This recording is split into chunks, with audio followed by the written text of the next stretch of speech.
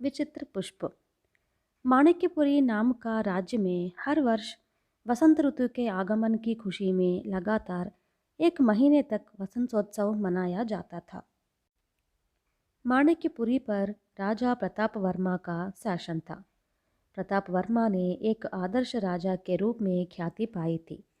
उसके पिता पुष्पवर्मा ने प्रताप वर्मा को तभी सिंहासन की जिम्मेदारी सौंप दी थी जब वह अभी कम उम्र का ही था। इससे पिता के मन को तो खुशी मिली ही, प्रजा में भी धीरे धीरे सुख शांति का भावना घर करती गई। राजा प्रताप वर्मा ने एक कुशल शासक के रूप में कीर्ति तो पाई थी, साथ ही उसने पड़ोसी राज्य से भी सत्संबंध स्थापित किए। इससे प्रजा के मन में किसी राज्य से युद्ध होने का भय भी न रहा। जब चारों ओर शांति और सुरक्षा की भावना व्याप्ति रही हो, तब लोगों के मन में कई प्रकार के मनोरंजनों का भी विचार उठने लगता है। इसलिए इस राज्य में हर वर्ष बड़ी धूमधाम से वसंतोत्सव मनाया जाता था, जिसमें पुरुष, स्त्री और बच्चे सभी पूरे उत्साह से भाग लेते थे। एक प्रकार से वसंत ऋतु का उद्देश्य जनता के मन को भरपूर मनोरंजन देना ही होता था और जनता की हर रुचि के अनुकूल अनेक स्पर्धाओं का आयोजन भी किया करता था। प्रताप वर्मा को सिंहासन पर बैठे 25 वर्ष हो गए थे। यह रजत जयंती का समय था, इसलिए इस अवसर पर और भी धूमधाम से उस वर्ष का वसंतोत्सव मनाने का निर्णय हुआ। प्रतियोगिता क्रीड़ाओं के ही क्षेत्र में नहीं थी, संगीत, नृत्य एवं अन्य ललित कलाओं के क्षेत्र में भी थी। कवि सम्मेलनों और साहित्य सम्मेलनों का भी आयोजन किया गया। पहले क्रीड़ा प्रतियोगिता शुरू हुई। इस प्रतियोगिता में पहाड़ी इलाके का एक युवक हर बार विजयी रहा। उसी वर्ष एक नया खेल भी शुरू किया गया। पोलो की तरह के इस खेल में एक सूखे नारियल को घोड़े पर सवार होकर हाथ की लकड़ी से इधर उधर गेंद की तरह लुढ़काया जाता था। इस खेल को लपकी नाम दिया गया। इसी में भी पहाड़ों में रहने वाले उस युवक ने, जो अपने दल का अगुवा था, नारियल के गेंद को इतनी जोर से इधर उधर फेंका कि चारों ओर हर्षध्वनियां होने लगी। क्रीड़ा प्रतियोगिता जब खत्म हुई तब पुरस्कार बांटने का समय आया। राजा प्रताप वर्मा ने अपने हाथों से विजेताओं को पुरस्कार बांटे। सबसे अधिक पुरस्कार पाने वाला वह पहाड़ी युवक ही था। उसकी ओर प्रेम से देखते हुए राजा ने कहा, बेटा, तुम्हारा नाम क्या है? मेरा नाम उत्तुंग है प्रभु। युवक के स्वर में विनम्रता थी। ये सब मेरे साथी है प्रभु, और मेरे साथी आए हैं। हम श्रृंगमय पहाड़ों में रहते हैं। राज्य में होने वाली प्रतियोगिताओं में हमने पहली बार भाग लिया है। उत्तुंग की बात सुनकर राजा प्रताप वर्मा के चेहरे पर खुशी झलक आई। उसी समय उत्तुंग ने अपने एक साथी के हाथ से पुष्पों का एक गुच्छा लिया और युवरानी को नमस्कार किया। पुष्प के उस गुच्छे को भेंट करते हुए बोला, युवरानी जी, मैंने सुना है कि आपको फूल से बड़ा लगाव है। ये हमारे इलाके के फूल है, आप इन्हें स्वीकार करें। और फिर वह नीचे उतर गया। युवरानी प्रियमवदा ने फूलों के उस गुच्छे के बड़े प्यार से देखा और फिर अपने पिता को संबोधित करते हुए बोली, पिताजी, इतने सुंदर फूल मैंने कभी नहीं देखे। इस तरह के फूलों के पौधे हमारे उद्यान में भी होने चाहिए। राजा ने इसकी स्वीकृति के रूप में अपना सर हिला लिया। थोड़ी देर बाद ही पुरस्कार समारोह समाप्त हुआ। तब राजा ने वहाँ उपस्थित समुदाय को संबोधित करते हुए कहा, मेरे प्यारे नगरवासियों, इस वर्ष हमने वसंत उत्सव काफ़ी धूमधाम से मनाया है। क्रीड़ा प्रतियोगिता विशेष आकर्षण रहा। इसमें भाग लेकर श्रृंगमय के उत्तुंग ने अपनी टोली के साथ जो कमाल दिखाए वे अद्वितीय है। इसलिए हमने निर्णय लिया है कि भविष्य में इस वर्ष शुरू किए गए नए खेल का नाम हम लकपकी के बजाय श्रृंगमय प्रांत के नाम पर माया क्रीड़ा रखेंगे। यही नहीं, हमारा यह भी निर्णय है कि इसी वर्ष से हमारी सेना में इस क्षेत्र के युवकों को भी भर्ती किया जाएगा। कल वसंतोत्सव का आखिरी दिन है, इसलिए कल भी हर वर्ष की तरह राजप्रसाद के द्वार खुले रहेंगे।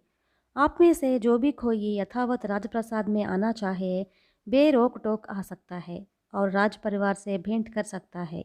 देवी माता हमारी रक्षा करे। राजा की यह घोषणा सुनकर वहां उपस्थित लोगों ने जोर जोर से राजा प्रताप वर्मा और युवरानी प्रियमवदा की जय जयकार की। इसके बाद राजा और युवरानी अलग अलग रथों में सवार होकर राजभवन को लौट गए।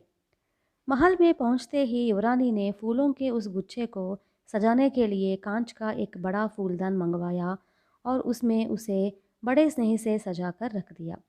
फूलों के उस गुच्छे के कारण युवरानी के कक्ष की सुंदरता में चार चांद लग गए और युवरानी आनंद से विभोर हो उठी। अगले दिन सुबह सुबह ही नगर के चारों ओर से लोग राजमहल की ओर उमड़ पड़े और राजा, युवरानी और राजपरिवार के अन्य लोग महल के ऊपरी तल्ले पर थे और वहीं से वे लोग का अभिवादन और शुभकामनाएं स्वीकार कर रहे थे। इतने में युवक और युवतियां एक दूसरे पर रंगों की बिछोर करते हुए आनंदमग्न हो नाचने गाने लगे और तमाम दिन इसी तरह नाच गाने में बीत गया। शाम हुई तो उत्सव की भीड़ भी कुछ कम हुई। तब राजा ने अपने सेनानायक को बुलाकर पूछा, कल श्रृंगमय पर्वतीय क्षेत्र से आए उत्तुंग ने युवरानी को जो फूल का गुच्छा भेंट किया था, क्या तुमने उसे देखा था? प्रियमवदा चाहती है कि उन फूलों के पौधे हमारे उद्यान में भी हो। तुम फौरन 2 समर्थ सैनिकों को श्रृंगमय पर्वत पर भेजो और उन्हें वहां से वे पौधे लाने का आदेश दो। वहां उन्हें उत्तुंग भी मिल जाएगा। वे पहले उससे ही मिले। वह हर प्रकार से उनकी मदद करेगा। जो आज्ञा, कहकर सेनानायक गंभीर सिंह वहां से हट गया। फिर उसने 2 हष्टपुष्ट सैनिकों को बुलवा लाया और उन्हें युवरानी के कक्ष में रखे फूलों को दिखाते हुए आदेश दिया कि वे शुंगमई के इलाके में जाकर उत्तुंग की सहायता से उन फूलों के पौधे लाए। उन फूलों को देखकर वे सैनिक भी बहुत खुश हुए और बोले, ये फूल वाकई बहुत सुंदर है, इन्हें पहचानना मुश्किल नहीं होगा। युवरानी जी, हमें केवल आपकी आज्ञा चाहिए। हम इन फूलों के पौधे लेकर जल्दी से जल्दी लौटेंगे। श्रृंगमय पर्वतीय क्षेत्र में गए सैनिकों को 1 सप्ताह बीत गया था। अभी तक वे लौटे नहीं। युवरानी इसके बारे में तो सोचते हुए काफ़ी व्यग्र हो रही थी। वह हैरान भी थी कि सैनिक अभी तक लौटे क्यों नहीं है। लेकिन उत्तुंग द्वारा दिए गए फूल बिल्कुल वैसे के वैसे ताज़ा दिखाई दे रहे थे। इसी तरह 3 सप्ताह बीत गए। फिर एक दिन वे सैनिक लौट आए। वे अपने साथ वे पौधे नहीं लाए थे जिनके लिए उन्हें भेजा गया था। वे दूसरी तरह के केवल कुछ फूल ही लाए थे। बहरहाल सेनानायक गंभीर सिंह उन दोनों सैनिकों के साथ राजमहल में पहुंचा। वहाँ राजा और युवरानी ने जब उन्हें देखा तो वे बहुत खुश हुए। गंभीर सिंह ने वे फूल युवरानी को भेंट किए और फिर वह राजा से बोला, इन्हें श्रृंगमय पर्वतीय क्षेत्र में ये फूल ही मिले, पौधे नहीं। राजा ने प्रश्न भरी दृष्टि से उन सैनिकों की ओर देखा और फिर उनसे जानना चाहा कि उन्हें वे पौधे क्यों नहीं मिले। तब एक सैनिक ने कहा, प्रभु, हम कई प्रकार के कष्ट उठाकर वहां पहुंचे। हम उत्तुंग से भी मिले। उत्तुंग हमें देखकर बहुत खुश हुआ। वह हमें दूर दूर तक लिवा ले गया। उन पहाड़ों पर इतने ऊंचे पौधे थे कि वे आसमान को छूते थे। उन्हीं पौधों के ऊपर ये फूल लगे थे। ये फूल खूब चमक रहे थे। वहाँ के लोग इन्हें विद्युत पुष्प कहते हैं। ये 100 वर्षों में एक बार ही खिलते हैं, इसलिए इन्हें शताब्दी पुष्प भी कहा जाता है। फूल लगने के 2 वर्ष बाद ही नए पौधे उगने शुरू होते हैं और जब वे बढ़कर काफ़ी ऊंचे हो जाते हैं तभी उनमें नए फूल आते हैं। इस समूची प्रक्रिया में 100 वर्ष बीत जाते हैं। यह बात हमें वहाँ के बुजुर्गों ने बताई। प्रभु, हम जो फूल लाए हैं उसके लिए हमें एक पौधे को कटवाना पड़ा। हमें डर था कि हम खाली हाथ जाएंगे तो युवरानी जी निराश हो जाएगी। उस सैनिक की बात सुनकर राजा को बड़ा आश्चर्य हुआ। फिर उसने कहा, चलो कोई बात नहीं, 2 वर्ष बाद जब फिर से नए पौधे उगने शुरू होंगे तब हमें उन्हें मंगवा कर अपने उद्यान में लगवा लेंगे। यदि इन पौधों पर फूल लगने में 100 वर्ष बीत जाए तो मुझे नए फूल देखने का कभी मौका नहीं मिलेगा, युवरानी ने कहा। लेकिन राजा ने उन सैनिकों से कहा, खैर, मैं तुम लोगों का आभारी हूँ कि तुमने इतने कष्ट उठाकर ये सब सूचनाएं इकट्ठा की और ये फूल भी लाए। फिर उसने सेनानायक से कहा, इनके परिश्रम के लिए उचित पुरस्कार की तुरंत व्यवस्था करो। जी हुजूर, कहकर सेनानायक उन दोनों सैनिकों के साथ वहां से चला गया। होते होते फूल के बारे में यह सूचना चारों ओर फैल गई। राजगुरु गौरीनाथ के कानों में भी यह सूचना पड़ी। शताब्दी पुष्प नाम सुनते ही वह चौंक पड़े। उन्होंने इसके बारे में कुछ ग्रंथों में पढ़ा था। वह बहुत बड़े विद्वान थे और राजघराने की भलाई चाहते थे। उन्होंने कुछ और ग्रंथों का भी अध्ययन किया और फिर अपने संदेह की पुष्टि पाकर उन्होंने राजा को खबर भिजवाई कि वह कुछ ज़रूरी बात करने के लिए राजमहल में आ रहे हैं।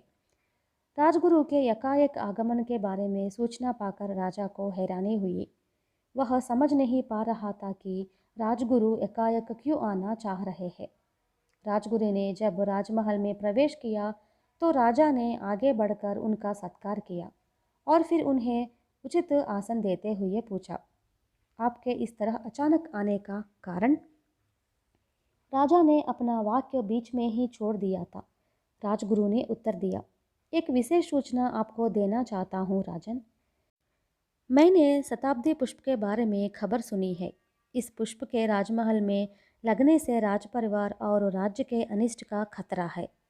अनिष्ट? आप क्या कहते हैं? राजा ने राजगुरु की ओर ऐसे देखा जैसे कि उसे अपने कानों पर विश्वास न हो रहा हो। कहानी और है।